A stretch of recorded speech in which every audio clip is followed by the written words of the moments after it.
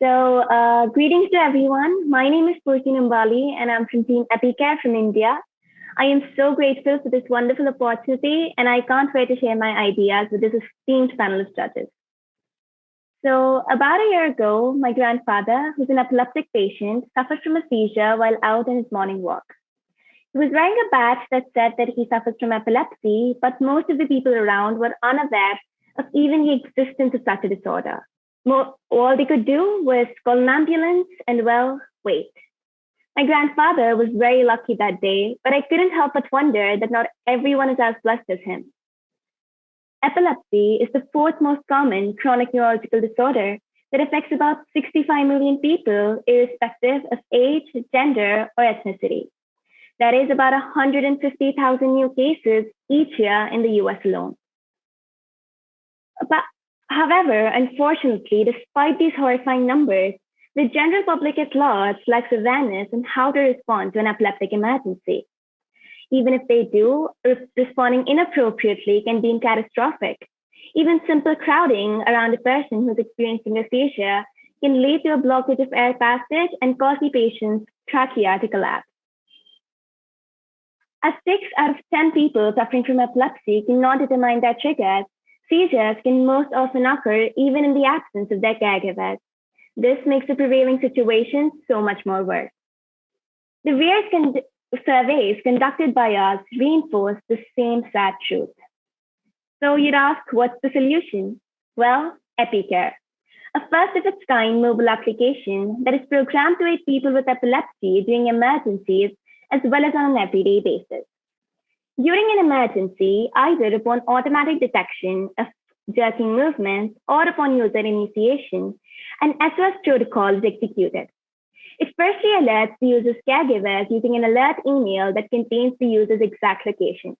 But more importantly, it also alerts the user's surroundings and delivers step-by-step oral instructions reinforced with visual graphics to guide the bystanders in providing the user with immediate first aid.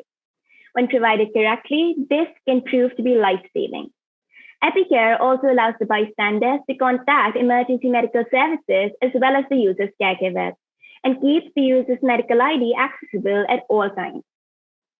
As about 70% of all seizures can be prevented with adequate precautions, Epicare has a number of features such as health logs, medication reminder system, and a sleep tracker that all aid towards the efficient management of epilepsy on an everyday basis. Epicare was developed using Thunkable and supports the United Nations Sustainable Development Goal 3, good health and well-being. I aim to run Epicare as a social enterprise with a freemium model. When compared to its market competitors, Epicare is the only app that acts on the spot, helping provide the user with immediate assistance. Also, amongst all the apps, epilepsy-based apps, Epicare is the only one that has an in-app sleep tracker. According to our market research, Epicare should have an assured 14,500 users within the first quarter of its release. In order to increase our reach, we would use a number of marketing techniques such as organic marketing, SEO, email campaigns, social media, and partnerships with epileptologists and epilepsy foundations such as the Epilepsy Foundation of India. In the future, I aim to introduce various features such as stress management. I'm also currently working on making Epicare multilingual. In a nutshell, through Epicare, I want to revolutionize the lives of all those with epilepsy worldwide. Join me as we save one epileptic life at a time. Thank you. I'll kick it off here. Thank you, Shruti, for your project and presentation and investment in something so personal that affected your grandfather. I saw in the background work for your presentation that you had a chance to present to a minister of the government of India. Maybe could you speak a little bit about that experience and something that you learned from that opportunity? Yeah, so I was privileged enough to present Epicare in front of the Indian Minister for Science and Technology, as well as a number of esteemed scientists from the India's Council for Scientific and Industrial Research. I was nominated from a group of about 20,000 submissions to present my project in front of them. I gained very constructive feedback and a lot of recommendations from them, which was extremely motivating for me. Like, for example, they told me that just following oral instructions would be pretty hard in a situation of an emergency. So that is what instigated the process of adding visual representations as well, which would aid the bystanders in providing better assistance to the user. That was really great, Spurti. Really well done, and I really enjoyed watching your pitch and your demo video. And I especially appreciate your user adoption plan. I think it's really thought through, and I think you are set up for some great adoption. I'm curious about how you came up with the pricing model, especially given that you're marketing to a lot of lower income regions and individuals. Do you think $1 for $49 a month could be quite high for some people? How did you think about that? So thank you so much for the question. So mainly when I came up with the pricing model, the main feature of Epicare, that is the first feature, I plan to keep it free for all people because that is something that I want to reach the masses. However, there are already a couple of apps that are there present in the market already that aid towards the management of epilepsy on an everyday basis, such as we have medication reminder systems and health logs. So when it comes to that, in order to allow Epicare to grow as a social enterprise, I thought that adding a freemium model wherein there'll be a premium model that includes these features would benefit us. That's a great approach. Thank you.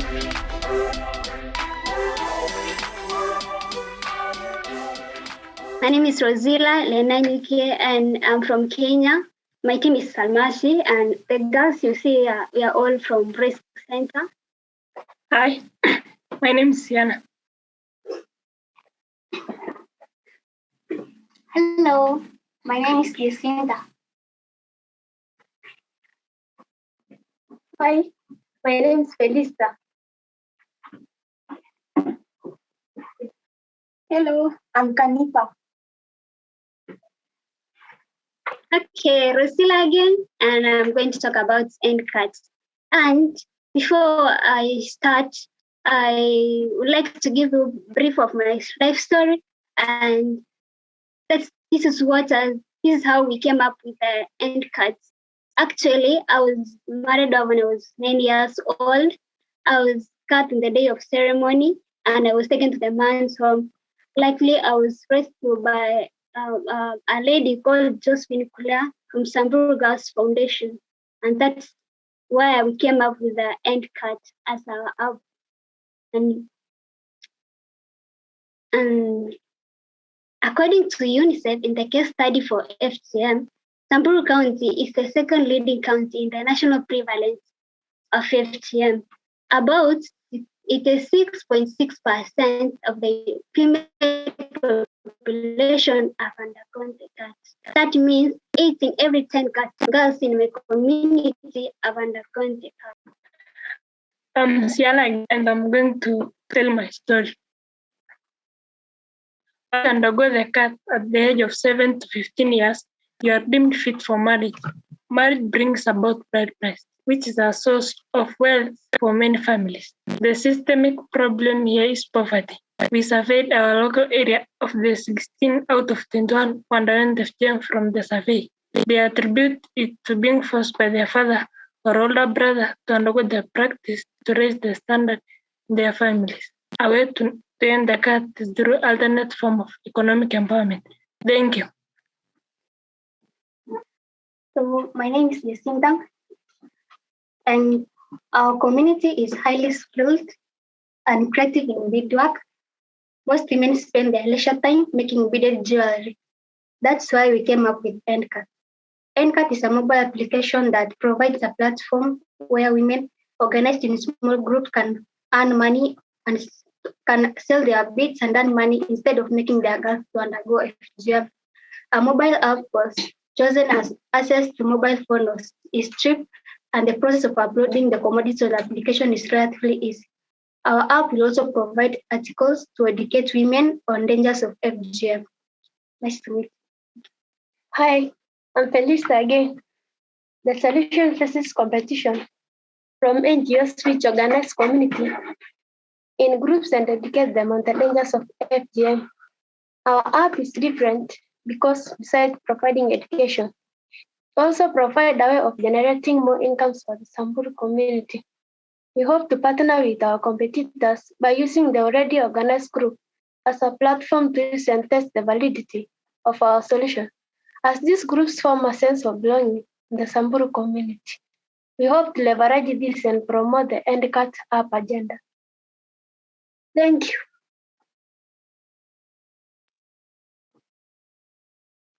Hi again, I'm Kanipa. We tested our app by giving it to the community to obtain the feedback. We faced opposition as this was an app that will kill our condition. We hope to scale our app by introducing new features such as blog sections, where we feature different Samburu women who have become prominent to inspire other girls and help them to rise above the community norms. Moreover, we also hope to partner with more international organizations to incorporate worldwide, shipping to have our agenda shared not only in Kenya but the rest part of the world. Thank you, Technovation, for giving us this opportunity. Samburu Girls Foundation to the world. I'd like to ask the team. There's a number of you here. Where are you getting help? Who has been an advisor? Who have been advisors to you or giving you guidance to start your business? Thank you for the question. Our help was mainly we have mentors from Safaricom. She's called Asha and Dorcas. They have really helped us to create this app and until where we reach now. They have also been guiding us all through. First, I just want to say I'm so impressed with your idea and the work that you've put in. Really huge congratulations to you, Almasi team, and you should be very proud of yourselves. My question is about payment. How are you handling payments in the app when buyers are purchasing this beadwork? I couldn't quite get a sense of that from the demo. Okay, we created the number and we put it in the app, and now they're paying it through M-Pesa. It's in Kenya. I think it's a payment app from Safaricom. Okay, good to know. Thank you. It's one I wasn't familiar with. Thank you for the answer.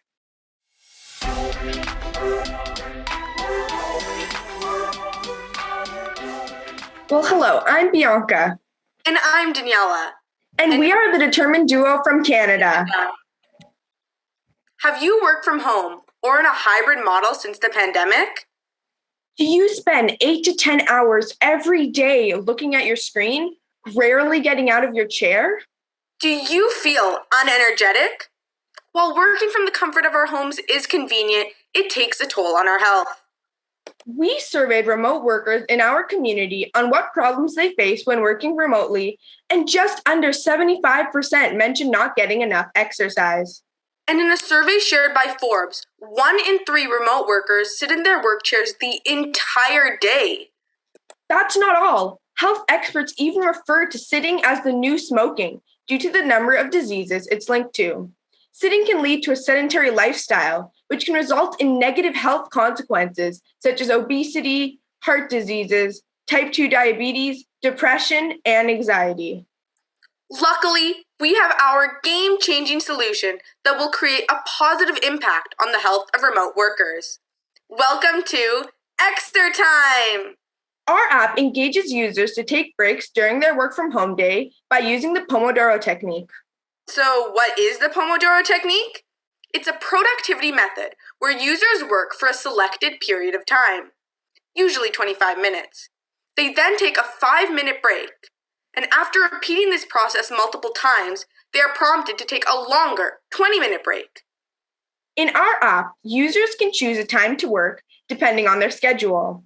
During the short breaks, we encourage users to do a random activity from a prompt that allows them to get away from the screen, such as hydrating, drawing, and meditating. During the longer breaks, our app guides users to the exercise page. They will see a map of their location so they can find paths to walk. When they click Start, their distance will be calculated.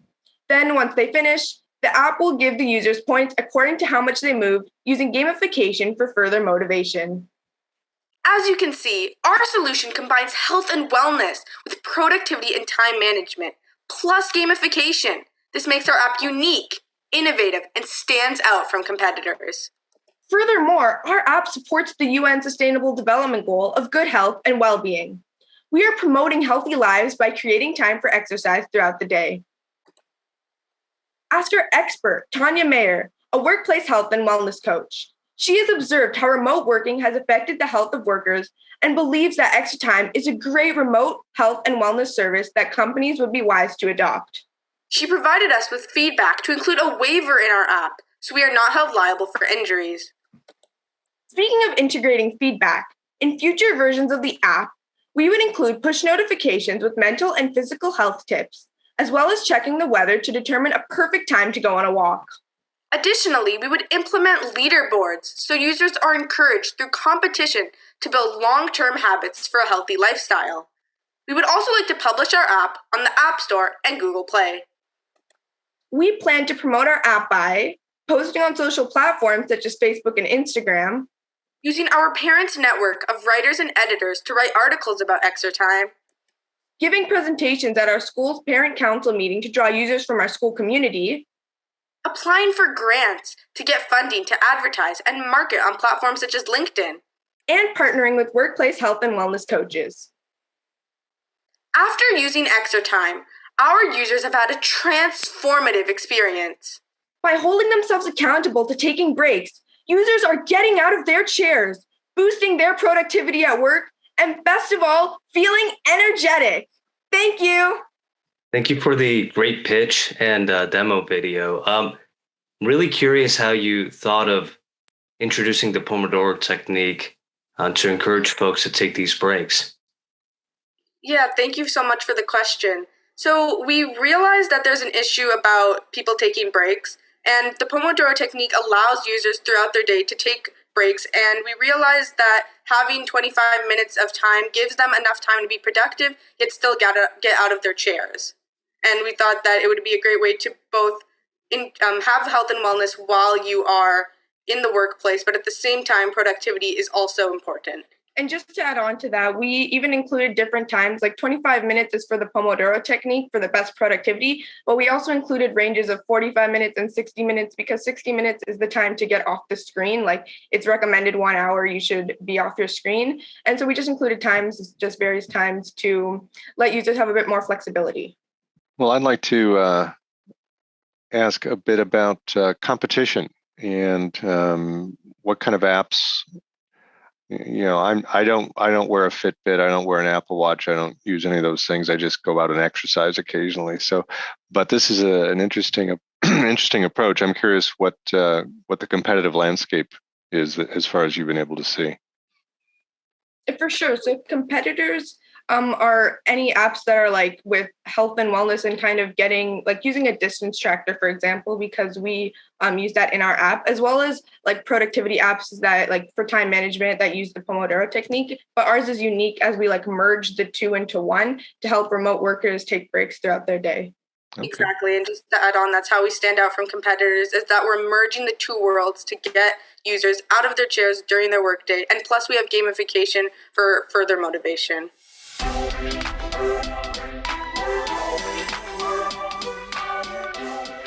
Hello, we're Six Asthma. We help asthma patients travel with safety. Our story began in September 2021 when our friend walked through a dusty field in the school and had an asthma attack. Wheezing and breathing hard, she almost ended up in the nurse's office.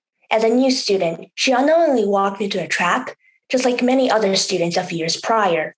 Had she known about it, she could have avoided it. We decided to do something about it. Surprisingly, asthma attacks kill 11 people in the US each day, and that every 3 seconds, one person in the US has an asthma attack. It is one of the most prevalent diseases affecting 25 million Americans. Asthma can be caused by environmental triggers such as smoke, pollen, air pollution, etc. As we continue the research, we realized that our school was just a microcosm for a phenomenon in real life when asthma patients travel to unfamiliar places. Intersex asthma. Asthma allows safe traveling for asthmatics.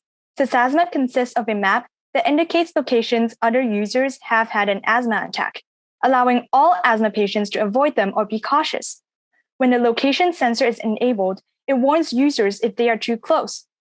Users can also view their asthma action plan and call for help in an emergency. A message with the user's location will be sent to the emergency contact. This is Sysasma's most distinctive feature. Sysasma is the only app on the market that has a privacy-preserving asthma attack map. In addition, we provide air quality reports and a symptom tracking diary that users can view in graph and personal map form. Sysasma allows users to easily send these data to doctors via email. Therefore, Sysasma is the best solution up to date. With Sysasma, asthma patients can enjoy carefree travel between places and live a normal life. We have promoted our app in our school, and around 20 students used the app. In a survey of our beta testers, all of them said that they felt safer when traveling. We have also talked to experts, such as Dr. Elizabeth Goodman. Fixed asthma would be an amazing addition to the care for our asthma patients. For many of our patients who have asthma, they are triggered and their symptoms can get significantly worse with certain weather changes and environmental exposures. Therefore, with fixed asthma, being able to track these potential triggers and avoid these triggers would be really integral into the care and hopefully improvement in their overall health. Fixed asthma would be an Our app ensures healthy lives for asthma patients, fulfilling the UN goal of good health and well-being. So our app adheres to the Health Insurance Portability and Accountability Act, or HIPAA, and follows HIPAA guidelines for the protection of electronic patient health information. We share only what the users consent to share, and we do it anonymously. In addition, users can close their location sensor but still benefit from the map in our app. Our app has greatly improved from our peers' feedback. We added a login page and a symptom tracking function to share with doctors. We also upgraded our app's interface to improve user friendliness and visual appeals. In the future, we plan to include an AI that can predict the risk of certain locations from past data and weather forecasts. We also hope to reward users for reporting asthma attack locations by giving NFTs. We will advertise for respiratory doctors in the app to sustain our business. We aim to expand our users to those with allergies and publish our app for free. We've also gained interest in the Asthma and Allergy Foundation of America, whom we can partner and publicize with on social media. With Sysasma, asthma patients experience less asthma attacks and enjoy safer travel between locations. Support us to help the 300 million asthma patients worldwide. Thank you. Great presentation. Thank you very much, and congratulations on your work. Thinking about the user feedback that you've done, which I think is a great activity that you conducted. Maybe can you speak a little bit about the user feedback process and what were some of the most impactful things that your users had to offer? Yes, sure. So we actually acquired users by putting up posters in our school. And since we are aware of privacy issues that people might not want other to know that they have asthma, so they are able to scan a QR code and download the app. And then there's a Google form attached to it. And so they can just give feedback in a very anonymous way. And then we actually received really good feedback. For example, login page, they said that it could better protect the privacy. And in addition to that, they also said that if we added a diary tracking function, it would allow them to track their daily symptoms and can easily send them to the doctors, then it would be a great convenience for them. And so we also added that. And in order to have better app interface, we also touched on our login page and all the other screens. Thanks for the great pitch. And I think one thing, looking at how you're actually adding more locations and thinking ahead as more and more folks are using this, when you're actually measuring the distances with different previous incidents, how will you scale that up so that that measurement can still be really fast as there's more and more people using it and contributing locations? Yes, we are currently aware of that issue since it actually takes some computing power in order to calculate the distances. Currently, we actually have improved our algorithm. Previously, we actually are calculating the exact distances, but then later on, we figured out that if we actually subtracted or do some manipulations on the latitudes only, we could actually speed up the calculation. And we believe that after more research or more computing power, perhaps on cloud computing, we can actually speed up the app of the calculations in the app and perhaps can achieve a really fast distance measuring.